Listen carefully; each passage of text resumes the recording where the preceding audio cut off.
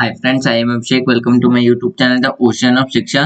तो आज हम क्लास सेवन्थ पॉलिटिकल साइंस का चैप्टर 2 डिस्कस करेंगे, जो कि हमारा रोल गवर्नमेंट, यानी कि क्या रोल है हमारे स्टेट गवर्नमेंट का हमारी हेल्थ में।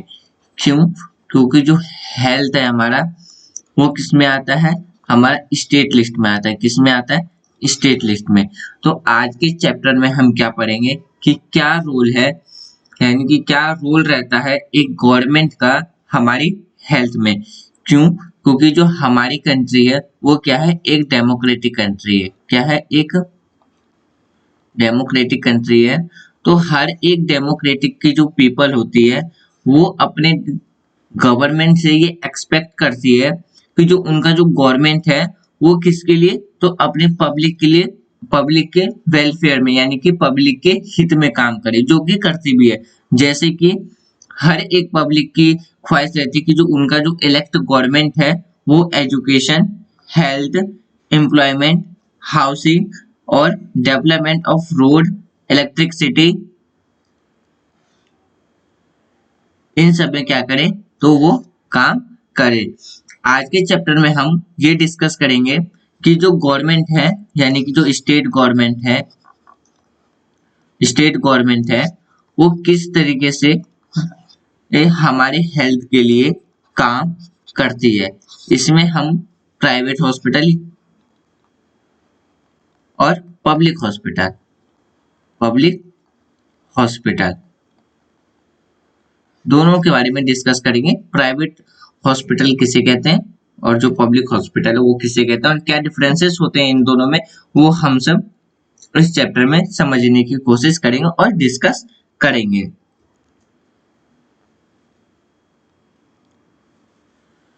अब बात करते हैं हेल्थ कहते किसे, यानी कि अगर हम बात करें कि हेल्थ आखिर कहते किसे हैं, किसे कह सकते हैं कि ये हमारा हेल्थ है। हेल्थ का मतलब होता है कि किसी भी प्रकार की बीमारी और इंजरी का ना होना। जब भी कोई पर्सन के पास कोई भी किसी भी प्रकार का डिजीज नहीं होता है और किसी भी प्रकार की उसके शरीर पे चोट नहीं रहता है, तो हम उसे कह सकते हैं वह एक हेल्दी पर्सन है। बट सिर्फ हम इन्हीं दो कंडीशन में नहीं कह सकते हैं कि वो एक हेल्दी पर्सन है, यानी कि वो स्वस्थ पर्सन है। उसके साथ और क्या है, जैसे कि हर एक पर्सन को पीने के लिए clean water, pollution free environment, फिर जो स्वास्थ्य मतलब स्वस्थ रहित फूड होते हैं, जैसे कि न्यूट्रिशन वाले फूड होते हैं वो अवेलेबल होना, और एक गुड लाइफ कंडीशन होना। जब ये मतलब कोई भी पर्सन यदि किसी भी पर्सन को यदि कोई भी बीमारी ना हो और उसके शरीर पे कोई भी इंजरीज ना हो, यानी कि कोई भी चोट वोट ना हो, उसके बाद क्या है, पब्लिक ये सब सोचता है कि अगर एक पर्सन के जीवन में ये सारी चीज अवेलेबल है, पीने के लिए स्वच्छ पानी, एक पॉल्यूशन फ्री इन्वायरमेंट, खाने के लिए न्यूट्रिशन भरपूर खाना, और क्या है, एक गुड लिविंग कंडीशन, जो कि गुड लिविंग कंडीशन हम एक्चुअली अर्बन एरिया में हम इजिली देख सकते हैं। गुड लिविंग कंडीशन में क्या आता है, जैसे कि ट्रांसपोर्ट की फैसिलिटी होना, नियर में हॉस्पिटल सब होना, नियरेस्ट क्या होना, जैसे कि hospital, schools, office, proper park, जिसमें कि पब्लिक अपना एक्सरसाइज सब कर सके, एक पॉल्यूशन फ्री इन्वायरमेंट,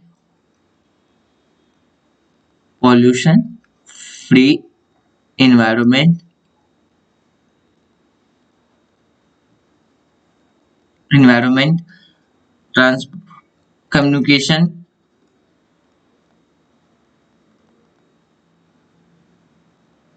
और एक लिविंग स्टैंडर्ड। जब एक पब्लिक के पास ये सारी चीजें इजिली अवेलेबल रहती है तो उसे हम गिनते हैं गुड लिविंग कंडीशन में। तो ये जब ये सारी कंडीशंस फुलफिल होते हैं, तो इस तरीके से क्या है, एक आदमी क्या रहता है, हेल्थ रहता है और उसे हम हेल्दी मान सकते हैं। अब बात करते हैं, अब हम अगला जो टॉपिक है हेल्थ केयर इन इंडिया। हमारे देश में जो हेल्थ केयर सर्विस है वो किस तरीके से, वो हम जानेंगे किसमें, एनसीईआरटी के बुक में जो 2 कॉलम है, यहाँ पे 2 कॉलम है जिसमें हम ये समझेंगे कि जो हमारी कंट्री का क्या है, जो हेल्थ केयर है वो इन दोनों के में समझेंगे कि किस तरीके से हमारी कंट्री में एक अच्छा हेल्थ केयर है और एक मतलब किस सेक्टर में हमारा हेल्थ केयर अच्छा है और कहाँ पे हमारे हेल्थ केयर में हमें नेगेटिविटी देखने को मिलती है। हम बात करें तो हमारे देश भारत में क्या है, दुनिया का लार्जेस्ट नंबर ऑफ क्या है, मेडिकल कॉलेजेस है, जो कि हर साल 15,000 से ज्यादा क्या करते हैं, डॉक्टर क्वालिफाई होते हैं। ये क्या है, हमारे पॉजिटिव में है और ये वाला कॉलम हमारा नेगेटिव में है, जिसमें कंपेयर किया गया है इंडिया के हेल्थ केयर को। यानी कि पहला पॉजिटिव क्या है कि हमारी कंट्री में हर साल 15,000 से ज्यादा क्या है, डॉक्टर क्वालिफाई होकर के यानी कि डॉक्टर बनते हैं। वहीं पे क्या है, मोस्ट ऑफ दी जो डॉक्टर है, नेगेटिव पॉइंट में देखें तो जो मोस्ट ऑफ जो डॉक्टर है वो क्या होता है, जैसे ही डॉक्टर बनते हैं वो अर्बन एरिया यानी कि शहरी क्षेत्र में आकर के शिफ्ट हो जाते हैं, जिसके कारण क्या है कि जो रूरल एरिया की जो पीपल है उनको ट्रीटमेंट कराने के लिए लॉन्ग डिस्टेंस क्या है, ट्रेवल करना पड़ता है। लॉन्ग डिस्टेंस क्या है, उन्हें ट्रेवल करना पड़ता है, जो कि क्या है, एक नेगेटिव पॉइंट है। वहीं पे दूसरा पॉइंट हम डिस्कस करें तो हमारी कंट्री में जो हेल्थ फैसिलिटी है वो क्या है, 1950 के कंपेयर में आज धीरे धीरे क्या है, तो ग्रो हो रही है। जैसे कि 1950 में सिर्फ 2,717 हॉस्पिटल्स थे हमारे देश में, लेकिन आज के मतलब और 2000 मतलब 1991 के टाइम पे कितने हो गए, 11,174 हॉस्पिटल्स हो गए और 2020 में बढ़कर की ये संख्या 18,218 हो गई। तो ये क्या था, पॉजिटिव पॉइंट था। दूसरा पॉजिटिव पॉइंट बात करें तो दूसरा पॉजिटिव पॉइंट ये है कि जैसे कि हमारे जो नेबर्स कंट्री हैं, यानी कि हमारे जो नेबर्स कंट्री जैसे कि नेपाल, पाकिस्तान, भूटान, म्यांमार, ऐसे जो कंट्री है उसके पीपल काफी हद तक क्या आते हैं हमारे देश में, क्या आते हैं ट्रीटमेंट कराने। क्यों? क्योंकि उन सबके कंपेयर में हमारी कंट्री में जो डॉक्टर्स है वो क्या है, काफी अच्छे और काफी कम उनके कंपेयर में क्या है, तो काफी अच्छा ट्रीटमेंट हमारी कंट्री में हो जाता है। तो हमारी कंट्री में जो मेडिकल सेक्टर है उसमें क्या है, वो दिन में दिन उसमें क्या प्रोग्रेस होते जा रहे हैं, जिसकी वजह से क्या है कि हमारी कंट्री में आज के टाइम अलग अलग कंट्री से भी लोग ट्रीटमेंट कराने आते हैं। अगला जो पॉजिटिव पॉइंट क्या है, हमारी कंट्री वर्ल्ड के चौथे नंबर पर सबसे ज्यादा क्या करते हैं, मेडिसिन एक्सपोर्टर है, यानी कि एक्सपोर्ट करते हैं। दुनिया की चौथी हमारी कंट्री क्या है, जो मेडिसिन है वो बाहर एक्सपोर्ट करते हैं। ये थे हमारे 3-4 पॉजिटिव पॉइंट।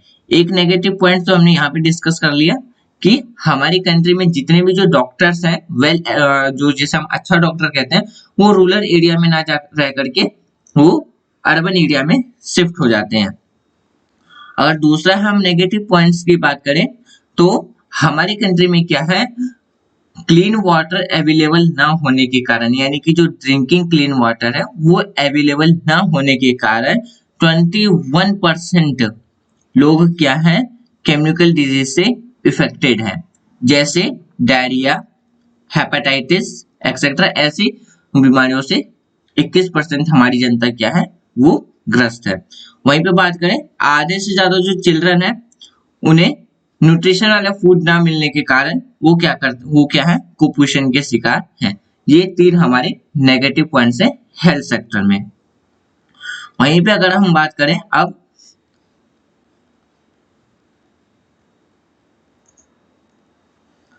जिसके वजह से क्या है, हमारी कंट्री में जो मोस्ट ऑफ द पीपल है उनको ट्रीटमेंट के लिए क्या करना पड़ता है, सफरिंग करना पड़ता है, सिर्फ इसलिए कि जो अच्छे डॉक्टर होते हैं यानी कि जो वेल डॉक्टर्स होते हैं वो कहाँ शिफ्ट हो जाते हैं, रूरल एरिया में ना रह करके अर्बन एरिया में शिफ्ट हो जाते हैं। अब यहाँ पे हम बात करते हैं कि एक प्रॉपर हेल्थ फैसिलिटीज में क्या क्या होना चाहिए। पहला क्या है, एक प्रॉपरली हॉस्पिटल होना चाहिए जो जहाँ पे क्या है वो हर एक इक्विपमेंट होना चाहिए जो कि किसी भी पर्सन के लिए डिजीज के जो भी जो प्रॉब्लम्स है आदमी के जो भी हेल्थ से रिलेटेड कोई इशू है उसका जो ट्रीटमेंट है वो इजिली अवेलेबल हो और उन्हें ज्यादा ना भटकना पड़े। हम ये चीज डिस्कस करेंगे। यहाँ पे जो हकीम शेख है एक स्टोरी में जो कि ट्रेन से गिर जाने की वजह से उनकी इंजरी आती है और फैसिलिटीज ना होने के कारण गवर्नमेंट हॉस्पिटल में फैसिलिटीज ना होने के कारण उन्हें 14 घंटे सफर करना पड़ता है सिर्फ एडमिट होने के लिए। फिर बात करते हैं हम हेल्थ सेंटर। जितने भी जो हेल्थ सेंटर है उसमें क्या है फैसिलिटीज की कमी होने के कारण जो ट्रीटमेंट है वो लोकल्स एरिया में नहीं मिल पाते, यानी कि जो हेल्थ सेंटर है उनकी जो नंबर है वो काफी हद तक अभी भी हमें कम देखने को मिलते हैं अकॉर्डिंग टू अपनी पॉपुलेशन।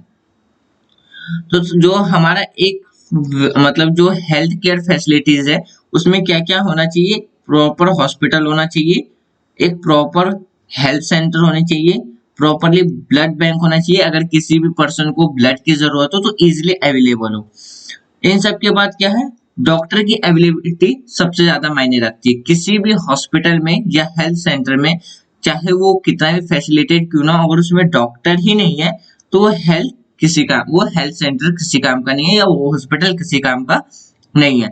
तो उसमें क्या है इन सब के साथ मतलब hospital health centre blood bank के साथ साथ क्या है उसमें डॉक्टर का होना कंपलसरी है। हमारी कंट्री में क्या है पॉपुलेशन के अकॉर्डिंग डॉक्टरों की संख्या कम है, जबकि अगर हम WHO की माने वर्ल्ड हेल्थ ऑर्गेनाइजेशन की माने तो उसके अकॉर्डिंग क्या हर 1000% पर एक डॉक्टर होना चाहिए, जबकि हमारी कंट्री में ऐसा नहीं है। फिर एम्बुलेंस सर्विस अच्छी होनी चाहिए और जो लेबोरेटरी टेस्टिंग है उसमें सारी फैसिलिटीज जो भी टेस्टिंग इक्विपमेंट्स है और जो भी टेस्टिंग है वो हर टाइप्स की जो टेस्टिंग है वो अवेलेबल होनी चाहिए। जब ये सारी चीज प्रॉपरली वे में अवेलेबल हो तो हम कह सकते हैं वो एक प्रॉपरली हेल्थ केयर फैसिलिटीज उसमें अवेलेबल, यानी कि उससे हम कह सकते हैं कि इसमें properly health care facilities available है। उसमें क्या क्या आना चाहिए जैसे hospital, health centre, blood bank, doctor, ambulance service और लेबोरेटरी टेस्ट जिसमें हर तरीके के सारे टेस्ट उसमें होने चाहिए। अब बात करते हैं यहाँ पे जो स्टोरी है किसकी, हकीम शेख की। ये एक जो हकीम शेख होते हैं वो क्या है, अब बात करते हैं हम किसकी, हकीम शेख की स्टोरी की। जो हकीम शेख है वो क्या है कि बंग खेत मजदूर समिति की क्या है एक मेंबर है, यानी कि उसके एक लेबर है जो कि कहाँ वेस्ट बंगाल में रहते हैं और काम करते हैं। 1992 में इवनिंग में वो जब घर जा रहे होते हैं तो उनका एक एक्सीडेंट होता है, वो चलती ट्रेन से नीचे गिर जाते हैं और उनके सर पर काफी गंभीर चोट आती है।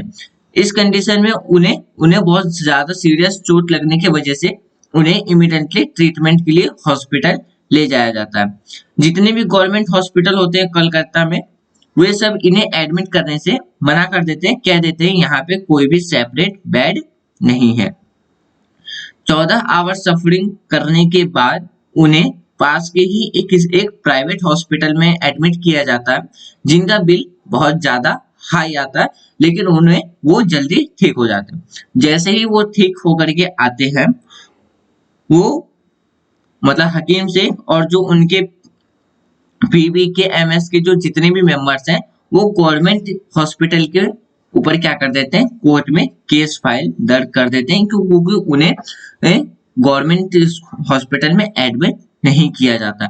वे 14 घंटे में 8 से ज्यादा गवर्नमेंट हॉस्पिटल में जाते हैं अब एडमिट कराने के लिए, लेकिन उन्हें एडमिट नहीं लिया जाता। तो यहाँ पे हमें ये चीज देखने को मिलता है कि जो भी गवर्नमेंट स्कूल मतलब जो भी गवर्नमेंट हॉस्पिटल है उसमें क्या है आज भी प्रॉपरली हमें हेल्थ केयर देखने को नहीं मिलता है। क्यों? क्योंकि जो मोस्ट ऑफ द जो जितने भी वो गवर्नमेंट हॉस्पिटल में गए थे सब में मोस्टली एक ही रीजन बताया गया था कि यहाँ पे बेड खाली नहीं है।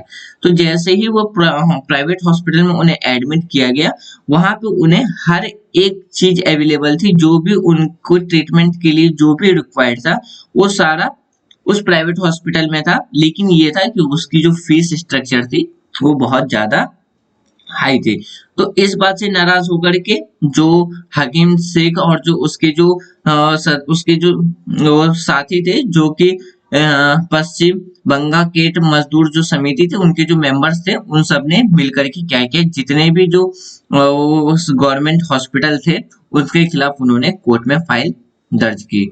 अब बात करते हैं हमारी कंट्री में जो और दूसरी जो यहाँ पे जो स्टोरी है वो क्या है। यहाँ पे दो स्कूल फ्रेंड्स होते हैं, एक का नाम होता है रंजन और दूसरे का नाम होता है अमन। रंजन जो है एक वेल फैमिली से बिलोंग करता है और एक जो अमन है एक पुअर फैमिली से बिलोंग करता है। दोनों स्कूल फ्रेंड होते हैं। तो यहाँ पे जो ये स्टोरी है the cost of a cure, यानी कि इलाज में कितना खर्च लगा। इस स्टोरी में हम ये समझेंगे कि एक प्राइवेट हॉस्पिटल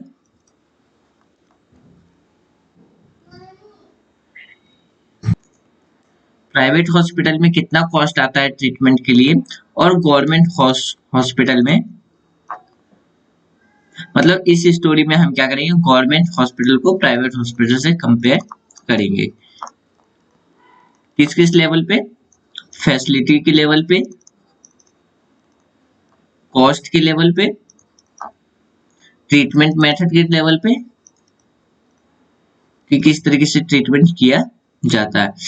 यहाँ पे जो रंजन और जो अमन है दोनों एक स्कूल फ्रेंड होते हैं। वो क्या है, दोनों एक अच्छे दोस्त होते हैं। तो एक बार क्या होता है कि जो रंजन है वो स्कूल आता है, जो कि मतलब अपने अच्छी खासी फैमिली से बिलोंग करता है वो यहाँ। तो जैसे ही अमन स्कूल आता है, hi Aman, good you see you back, how how have you been. यहाँ पे मतलब कहता है कि हाय अमन, कैसे हो, बड़े दिनों बाद दिखे। तो ये दोनों बताते हैं कि ये दोनों किससे, एक मतलब फीवर से, मतलब जो दोनों फ्रेंड्स हैं रंजन और जो अमन है, रंजन और अमन दोनों को क्या होता है, दोनों फीवर से सफरिंग करते हैं।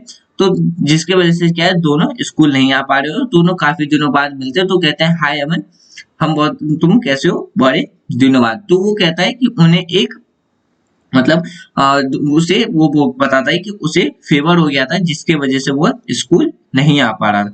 तो अमन भी कहता है कि मुझे भी फीवर हो गया था, जिसकी वजह से मैं स्कूल नहीं आ पा रहा था, तो मैं मंडे से स्कूल आ रहा हूँ। तो वो बताता है कि जो रंजन बताता है कि जो उसके जो पिताजी है, उन्हें जिस हॉस्पिटल में ले गए वो क्या था, बहुत ही आलीशान हॉस्पिटल था, जो कि किसी भी 5 स्टार वो हॉस्पिटल ना लग के क्या कर रहा था, एक 5 स्टार होटल जैसा लग रहा था।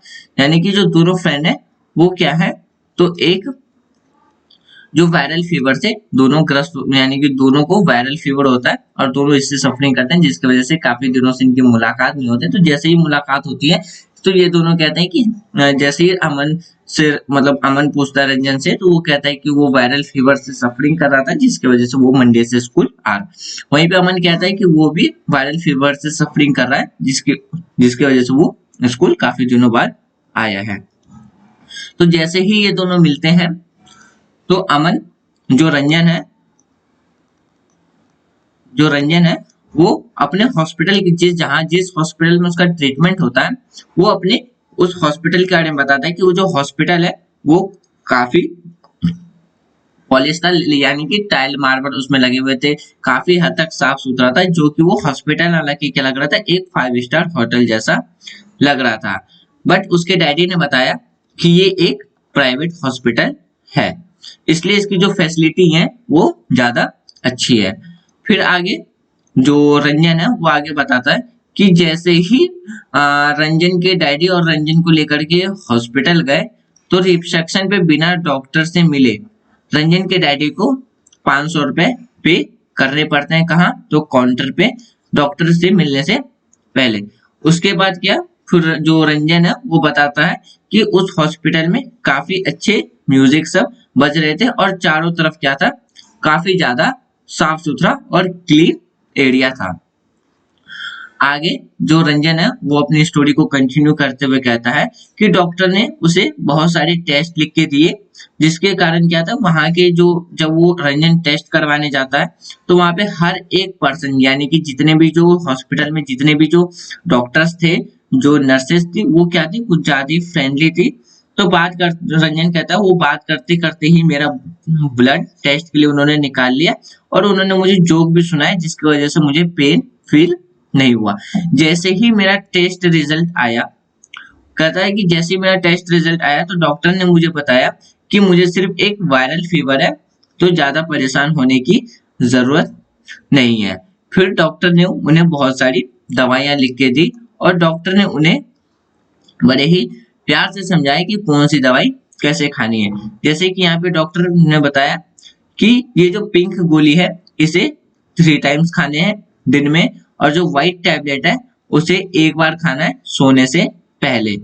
और जब तुम्हें ज्यादा स्ट्रेस हो, यानी बॉडी में स्ट्रेस है, तो घबराने वाली बात नहीं है।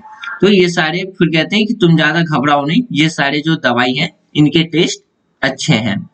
तो इस तरीके से क्या है, तो जो रंजन है वो अपना एक्सपीरियंस शेयर करता है अमन से कि जो प्राइवेट हॉस्पिटल में जो उसका ट्रीटमेंट हुआ तो क्या क्या फैसिलिटीज उसे देखने को मिली और किस तरीके से उसके साथ व्यवहार किया गया। जैसे कि वो यहाँ पे जो रंजन है उसका ब्लड टेस्ट के लिए जब ब्लड निकाला जाता है तो जो ब्लड निकालने वाली जो नर्स होती है वो उससे स्टोरी में पूछती है क्या तुमने बैटमैन वाली जो स्टोरी है, जो जोक है, वो तुमने सुना है। इस तरीके से बात करते हुए इससे ब्लड निकाले थे, जिसकी वजह से इसे पेन का फील नहीं होता है। तो जब दवाइयां डॉक्टर दे देता है तो वो कहता है थैंक यू डॉक्टर, अब फील अ बेटर ऑलरेडी। अब जो रंजन है वो अमन से पूछता है, रंजन यहाँ पे अमन से पूछता है कि तुम अपने बारे में बताओ कि तुम्हारा ट्रीटमेंट कहाँ हुआ और वो हॉस्पिटल कैसा था। जब अमन अपनी स्टोरी शेयर करता है तो अमन बताता है कि तुम्हारे इतना ज्यादा अच्छा हमारा हॉस्पिटल नहीं था। सबसे पहले बापू यानी कि जो अमन के फादर्स हैं, यानी कि अमन के जो फादर है वे जाना नहीं चाहते थे। क्यों? क्योंकि वहां पे बहुत ज्यादा टाइम लग जाएगा।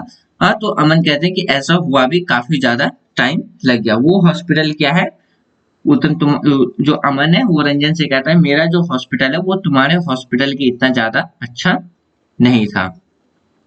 तो जैसे ही वो हॉस्पिटल जाता है तो सबसे पहले एक लंबी सी लाइन में उन्हें खड़ा रहने को मिलता है, जो कि वो बोलता है कि मेरा जो हॉस्पिटल था वो क्या था, एक गवर्नमेंट हॉस्पिटल था। तो उन्हें ओपीडी के काउंटर के लिए पास उन्हें काफी देर तक एक लंबी सी लाइन में खड़ा रहना पड़ा, जिसकी वजह से क्या उसकी कहता है कि मेरे फीवर की वजह से मेरे पास इतनी एनर्जी नहीं थी कि मैं अपने दम पे खड़ा रह सकूं, इसलिए मैंने पूरा समय अपने अब्बा यानी कि अपने फादर के सहारे वो लाइन में खड़ा था। तो फिर वो बोलता है कि मुझे जैसे ही मैं डॉक्टर से फर्स्ट टाइम मिला मुझे उसके लिए कोई पेमेंट तो नहीं देना पड़ा। तो डॉक्टर ने क्या किया कि मेरे टेस्ट के लिए ब्लड मेरा टेस्ट के लिए लिखा, जो कि मेरा टेस्ट 3 दिन के बाद आया। जैसे ही डॉक्टर ने मुझे टेस्ट के लिए लिखा, टेस्ट के लिए कहा कि बॉडी के लिए जो कुछ टेस्ट रिक्वायरमेंट लिखे थे डॉक्टर ने, उस टेस्ट को करवाने के लिए भी उसे एक काफी लंबी लाइन में खड़ा रहना पड़ा था। यानी कि जो टेस्ट रूम था उसके बाहर उन्हें काफी लंबे देर तक खड़ा रहना पड़ा था। और जैसे ही टेस्ट के लिए जो ब्लड सैंपल सब लिया गया तो उसकी जो रिपोर्ट थी वो अमन कहता है उसके 3 दिन बाद उसे मिली। जैसे ही रिपोर्ट लेकर के वो डॉक्टर के पास गया तो डॉक्टर ने उसे सिर्फ एक गोली दी और उसको बताया कि ये सिर्फ एक वायरल फीवर है, इसलिए ज्यादा घबराने वाली बात नहीं है, आप ये एक फीवर लो और इसे टाइम पे खाते रहना, वो ठीक हो जाएगा।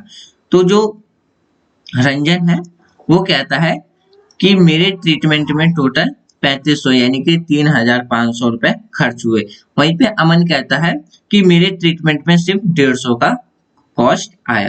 यहाँ पे अगर हम private hospital versus government hospital की कंपेयर करें तो प्राइवेट हॉस्पिटल में क्या था, एक प्रॉपरली हमें जैसे साफ सफाई यानी कि क्लीन, प्रॉपरली टेस्ट फैसिलिटी यानी कि टेस्ट फैसिलिटी, और जो पेशेंट है उनके साथ एक गुड बिहेवियर देखने को मिलता है, गुड बिहेवियर देखने को मिलता है। और अगर हम नेगेटिव की बात करें तो जो प्राइवेट हॉस्पिटल होता है उसकी जो फीस थी वो क्या थी, काफी हाई थी। वहीं पे अगर हम गवर्नमेंट हॉस्पिटल की बात करें वहां पे फीस तो कम थी बट ये सारी फैसिलिटी वहां पे नहीं थी। जो टेस्ट का रिपोर्ट हैंड टू हैंड देना चाहिए था वो टेस्ट रिपोर्ट 3 दिन के बाद मिला। और जो गवर्नमेंट हॉस्पिटल था उसमें अपना ट्रीटमेंट कराने के लिए क्या है, काफी लंबी लाइन लगानी पड़ती, जो कि इस चीज को रिप्रेजेंट कर रहा था कि वहां पे जो डॉक्टर्स की जो अवेलेबिलिटी है वो क्या थी, काफी कम है। तो इस तरीके से यहाँ पे क्या है, अब हम समझते हैं कि प्राइवेट सेक्टर और जो गवर्नमेंट सेक्टर के जो हॉस्पिटल्स है वो किस तरीके से रहती है। यानी कि जो हम बात करते हैं जो हेल्थ केयर जो सर्विसेज हैं प्राइवेट और पब्लिक, सबसे पहले हम समझने की कोशिश करते हैं ये जो पब्लिक हेल्थ यानी कि सर्विसेज होती है वो कहते किसे, जो पब्लिक हेल्थ सर्विस होती है सबसे पहले क्या है वो गवर्नमेंट के जो पब्लिक हेल्थ सर्विस होती है वो क्या होती है, गवर्नमेंट के द्वारा रन किए जाते हैं, जो कि लो कॉस्ट होता है। क्या होता है, लो कॉस्ट होता है। और इसमें क्या है, हर तरीके की जो पब्लिक जो हेल्थ सर्विस है वो हमें अर्बन और रूरल दोनों में हमें देखने को मिलता है। जैसे कि हम बात करते हैं जब डिस्ट्रिक्ट हॉस्पिटल की,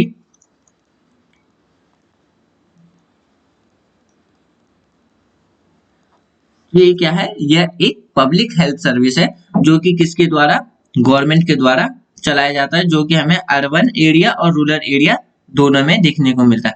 ये क्या करता है, ट्रीटमेंट प्रोवाइड कराता है हर तरीके का जो भी कॉमन इश्यूज होता है।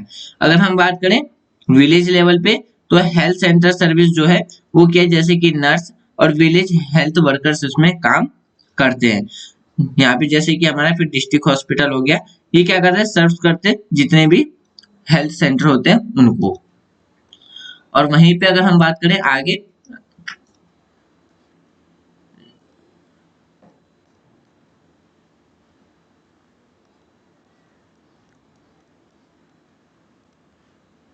जितने भी पब्लिक हेल्थ केयर के जो सिस्टम है वो सबको क्या करता है, एक इक्वली ट्रीटमेंट क्या करते हैं, प्रोवाइड कराते हैं, इक्वली सर्विस प्रोवाइड कराते हैं, जैसे कि फ्री और लो कॉस्ट ट्रीटमेंट। अगर कोई भी गवर्नमेंट हॉस्पिटल में जाता है चाहे वो रिच फैमिली हो या पुअर फैमिली हो, सबके लिए जो भी फैसिलिटी रहेगी वो क्या रहेगी, इक्वली हमें देखने को मिलेगी। क्या देखने को मिलेगी, इक्वली, जैसे कि या तो वो फ्री होगा या तो लो कॉस्ट देखने को मिलेगा। फिर क्या है, अगर हम इम्पोर्टेंट फंक्शन की बात करें किसकी, हेल्थ केयर की, तो उसमें एक्शन लेने की उसमें क्या है, उसमें एक्शन मतलब हाँ, जो टेक एक्शन है वो क्या है, प्रिवेंट किए जाते हैं। जैसे कि कोई जो स्प्रेड जो डिजीज होती है जैसे टीबी हो गया, मलेरिया हो गया, फिर फिर जैसे कि टीबी मलेरिया जैसे जो डिजीज होते हैं तो उसमें क्या है कि जो जितने भी पब्लिक जो हेल्थ सर्विस है उसमें थोड़ा जल्दी एक्शन देखने को मिलते हैं। फिर वहीं पे अगर हम बात करें, अगर हम अकॉर्डिंग टू कॉन्स्टिट्यूशन की बात करें, ये इंपॉर्टेंट है, इसे आप नोट में रखिए। अगर हम अकॉर्डिंग टू कॉन्स्टिट्यूशन की बात करें, हमारा जो कॉन्स्टिट्यूशन यानी कि जो हमारा संविधान है वो क्या कहता है कि हर एक सरकार का ये दायित्व बनता है कि वो अपने पब्लिक को एक गुड हेल्थ सर्विस और गुड हेल्थ और जो हेल्थ केयर फैसिलिटीज है वो प्रोवाइड कराए। जैसे कि ये गवर्नमेंट का पहला कर्तव्य है, किसके अकॉर्डिंग, राइट टू लाइफ के अकॉर्डिंग। यानी कि अगर हम राइट टू लाइफ के बारे में बात करें तो जो हमारा गवर्नमेंट है यानी कि जो हमारी सरकार है, इनका पहला कर्तव्य बनता है कि हर एक पब्लिक को क्या करे, एक मतलब स्वस्थ जीवन जीने का मतलब एक स्वस्थ जीवन के लिए वो क्या करे, जो जितने भी हेल्थ केयर सर्विस है वो प्रोवाइड कराए, यानी कि हेल्थ सर्विसेज प्रोवाइड कराना क्या है सरकार का ये एक पहला काम हमारे संविधान के अकॉर्डिंग दे रखा है। अब वहीं पे अगर हम बात करें, जैसे कि अगर हम बात करें अकॉर्डिंग टू यूएनआई सब के बारे में, तो क्या है हमारी कंट्री में 2 मिलियन यानी कि 20 लाख से ज्यादा हर साल बच्चे किसके वजह से मर जाते हैं, सिर्फ इन्फेक्शन के वजह से उनकी डेथ हो जाती है। ये नोट, इसको भी आप नोट में रखें। अगर अब हम बात करें पब्लिक सेक्टर की, तो पब्लिक सेक्टर में जो भी फैसिलिटीज होती हैं, हाँ यानी कि हमारी कंट्री में क्या है पब्लिक सेक्टर सबसे पहले क्या करते हैं तो एग्जिट करती हैं। क्यों? क्योंकि जो जो पब्लिक सेक्टर है, हाँ जैसे कि हमारा जो कॉन्स्टिट्यूशन है उन्होंने क्या किया, सबको अपने का मतलब अपने नॉलेज के अकॉर्डिंग काम करने का अधिकार है, जिसकी वजह से जितने भी जो डॉक्टर हैं उनमें से कुछ डॉक्टर्स जो होते हैं वो जो अपनी खुद की जो क्लिनिक खोल लेते हैं तो उसे हम कहते हैं प्राइवेट क्लिनिक। यानी कि जब डॉक्टर खुद की अपनी क्लिनिक खोल करके और खुद ही उसके को चलाते हैं तो उसे हम क्या कहते हैं प्राइवेट क्लिनिक कहते हैं। इसलिए जो हमारे संविधान में राइट टू वर्क दे रखा है, तो इस वजह से क्या है पब्लिक जो प्राइवेट क्लिनिक है यानी कि जो प्राइवेट हेल्थ फैसिलिटीज है वो एग्जिस्ट करती है। मोस्टली जो प्राइवेट क्लिनिक होती है वो हमें कहाँ अर्बन एरिया में देखने को मिलते हैं, जिसमें क्या है काफी जो अधिक मात्रा में जो डॉक्टर्स होते हैं वो क्या करते हैं अपने अर्बन एरिया में जाकर के खुद की प्राइवेट क्लिनिक एक खोल लेते हैं। और जैसे कि उसमें क्या है जो जितने भी जो नर्सेस वो जो नर्सिंग होते हैं वो प्राइवेटली ऑन किए जाते हैं। जो मैंने जैसे कि जो प्राइवेट क्लिनिक जितने होते हैं तो उसमें क्या है हमें एक प्रॉपरली लेबोरेटरीज, एक्सरे, अल्ट्रासाउंड सब चीजें देखने को मिलती हैं और उनका खुद का भी एक मेडिसिन शॉप होता है जो कि उसी प्राइवेट जो क्लिनिक है उसके द्वारा वो चलाया जाता है।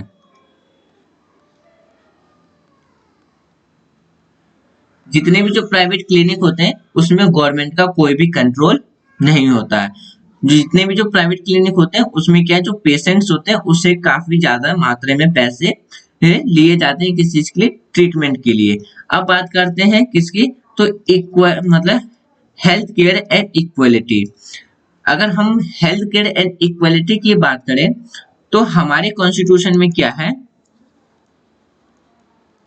हमारे कॉन्स्टिट्यूशन में क्या है राइट टू लाइफ के अकॉर्डिंग क्या है, राइट टू लाइफ के अकॉर्डिंग क्या है, तो सब गवर्नमेंट की ये एक ड्यूटी बना दी गई है कि वो हर एक पब्लिक को हेल्थ सर्विस प्रोवाइड कराना सरकार का एक प्रमुख काम है। लेकिन क्या है कई जगह पे हमें क्या है जितने भी जो गवर्नमेंट हॉस्पिटल है यानी कि जो पब्लिक हॉस्पिटल है वहां पे हमें इनइक्वालिटी टाइप में देखने को मिल जाती है। क्यों? अगर हम प्राइवेट के कंपेयर में बात करें तो वहां पे हमें क्या है एक इक्वालिटी देखने को नहीं मिलती है। जहां पे प्राइवेट हेल्थ सर्विस है वहां का कॉस्ट हाई रहता है कंपेयर टू गवर्नमेंट हॉस्पिटल।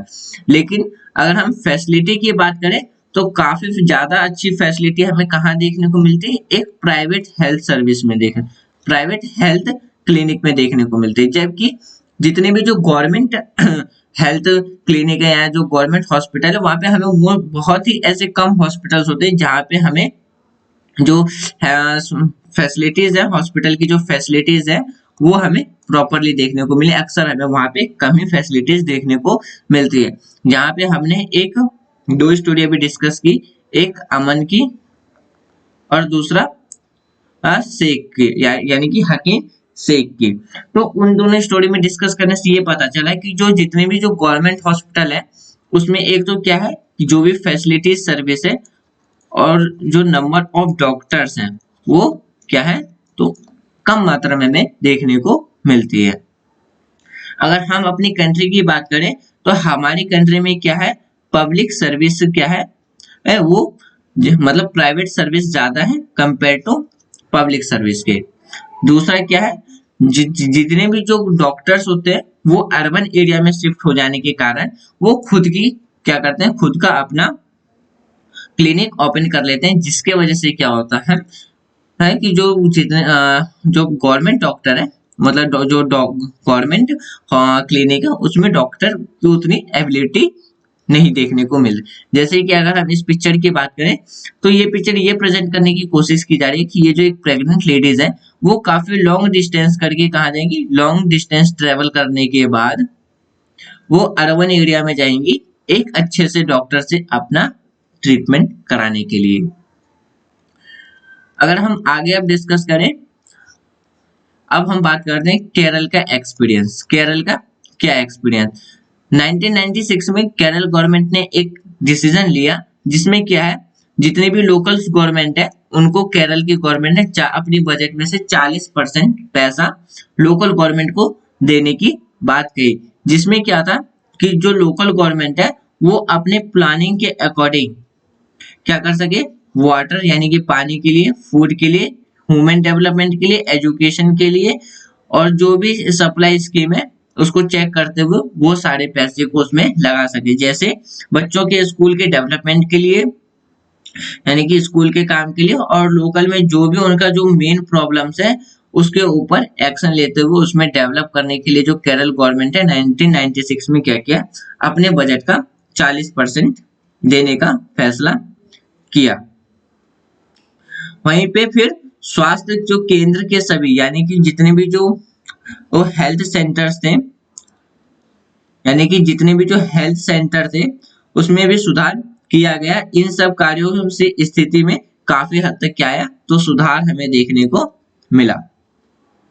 इतने प्रयत्न यानी कि इतने कोशिशों के बाद भी क्या है, कुछ समस्या तो बनी रही, जैसे कि दवाइयां, फिर क्या क्या है जो मेजर्स प्रॉब्लम, कुछ ऐसे प्रॉब्लम थे जो उसके बाद भी बनी रही, जैसे मेडिसिन की प्रॉब्लम हो गई, ठीक है। उसके बाद कि अस्पतालों में जो भी बिस्तर यानी कि जो हॉस्पिटल्स में जो बेड्स होते हैं उसकी कमी, फिर पर्याप्त डॉक्टर का ना होना यानी कि डॉक्टरों की जो पॉपुलेशन है वो फिलफुल ना हो पाना। तो इन समस्याओं को दूर करने की जो आवश्यकता थी वो भी वहां पे जरूरत पड़ी। और क्या अधिक जानकारी के लिए मतलब यहाँ पे जो एक वेबसाइट है, मतलब इसमें नहीं दे रखा है, तो वहां पे क्या है कि जो लोकल गवर्नमेंट था उन्होंने क्या किया, कुछ डिसीजंस लिए।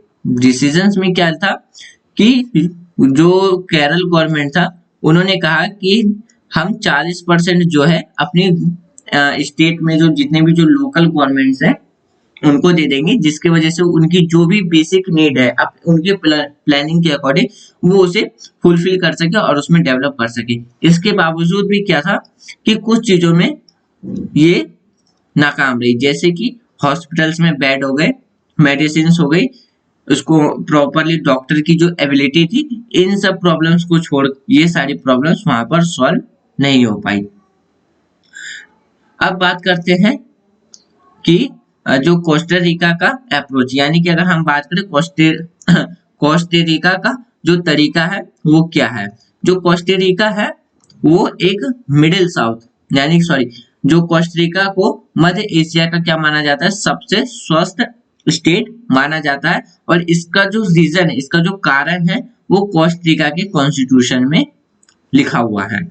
उसमें उन्होंने ये लिख रखा है, जो कोस्टारिका की जो गवर्नमेंट थी उन्होंने ये डिसीजन लिया कि वो आर्म्स और मिलिट्री यानी कि अपने आर्मी पर पैसा खर्च नहीं करेंगे। जो भी आर्मी और आर्म्स का जो पैसा होगा वो health, education, pollution free environment, pollution free environment पर खर्च करेंगे। जिसके वजह से क्या है कि जो कोस्टारिका था वहां पे हेल्थ सर्विसेज यानी कि हेल्थ सर्विसेज में काफी हद तक इम्प्रूव मिला, एजुकेशन में प्रमोट मिला, जिसके वजह से क्या है कि आज के टाइम पे जो कोस्टारिका है वो क्या है, मध्य अफ्रीका का यानी कि मध्य अमेरिका का सबसे स्वस्थ देश माना जाता है। क्यों? क्योंकि जो कोस्टारिका की जो सरकार थी उन्होंने अपने सभी निवासियों को स्वस्थ रखने के लिए मूलभूत सेवाएं प्रदान की, सुख सुविधाएं दी, जैसे कि पीने के लिए clean water, clean water for drinking, for drinking. फिर क्या था अगला, फिर जैसे कि फिर था कि एक पॉल्यूशन फ्री इन्वायरमेंट। तो इन सब की वजह से क्या है कि वहां के जो लोग थे, जो भी जो जब पैसा हेल्थ, एनवायरनमेंट, एजुकेशन पर खर्च किया जाने लगा, तो वहां का जो हेल्थ सेक्टर था वो काफी ज्यादा अच्छा हो गया, जिसके वजह से क्या था कि जो ऑस्ट्रिका थी वहां का हेल्थ सर्विस अच्छा होने की वजह से, लोगों को एजुकेशन देने की वजह से वो जो ऑस्ट्रिका है एक मध्य एशिया का सबसे स्वस्थ देश माना जाने लगा। तो फ्रेंड्स ये था हमारा आज का डिस्कशन, जिसमें हमने एक डेमोक्रेसी कंट्री में पब्लिक की क्या क्या एक्सपेक्टेशन होती है वो समझा, हेल्थ कहते किसे हैं वो समझा, और हेल्थ के अलावा एक पब्लिक के लिए क्या क्या जरूरी है वो हमने इसमें समझा।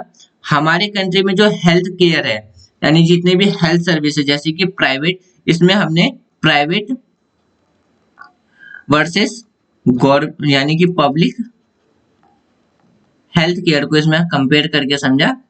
हेल्थ केयर को इसमें हमने कंपेयर करके ये समझा कि हमारी कंट्री में जो हेल्थ सर्विसेज है कहाँ कहाँ इंप्रूव हो रही है, क्या नेगेटिव पॉइंट्स है, प्राइवेट महंगा क्यों है compare to government, private health care में क्या कमियां हैं। जैसे सबसे बड़ी जो कमी यही है कि वो पे में यानी कि जो बिल पेमेंट है वो हमेशा पेशेंट से ज्यादा करती है कंपेयर टू स्टेट यानी कि पब्लिक हेल्थ केयर। फिर हमने इसमें ये समझा, इसमें हमने दो स्टोरी भी समझा, एक था हकीम शेख और दूसरे दो फ्रेंड यानी कि अमन और रंजन की स्टोरी से ये समझा कि दोनों यानी कि जो प्राइवेट हेल्थ सेंटर और जो पब्लिक हेल्थ सेंटर में जो ट्रीटमेंट किए जाते हैं उसमें किस तरीके से हमें अंतर देखने को मिलता है। उसके बाद हमने प्राइवेट और पब्लिक हेल्थ सर्विस में डिफरेंसेस किया। फिर इसमें हमने केरला का एक्सपीरियंस देखा, किस तरीके से केरला ने अपने बजट का 40% लोकल गवर्नमेंट को प्रोवाइड कराया, इसलिए ताकि अपना जो उनका जो इम्पोर्टेंट उनका जो भी मेजर इश्यूज थे, प्रॉब्लम थे, उनको सॉल्यूशन उनका कर सके, उसको सॉल्व कर सके। फिर हमने कोस्टारिका का अप्रोच देखा कि किस तरीके से जो कोस्टारिका की जो गवर्नमेंट थी उन्होंने आर्म्स और अपने मिलिट्री पर पैसा ना लगा करके वो पैसा उन्होंने किस पे लगाया, स्वास्थ्य, एजुकेशन और स्वच्छ इन्वायरमेंट पे लगाया, जिसके वजह से क्या था कि वहां के लोगों को दुनिया मतलब उस कोस्टारिका को मध्य अमेरिका का सबसे स्वच्छ देश माना जाने लगा। तो मुझे उम्मीद है कि आपको ये चैप्टर प्रॉपरली समझ में आ गया होगा, और कोई भी डाउट्स हो तो आप कमेंट बॉक्स में लिख दीजिएगा। जब हम कल थर्ड चैप्टर डिस्कस करेंगे तो उसका डाउट मैं उस चैप्टर में क्लियर कर दूंगा। Thanks for watching friends, take care, Jai Hind.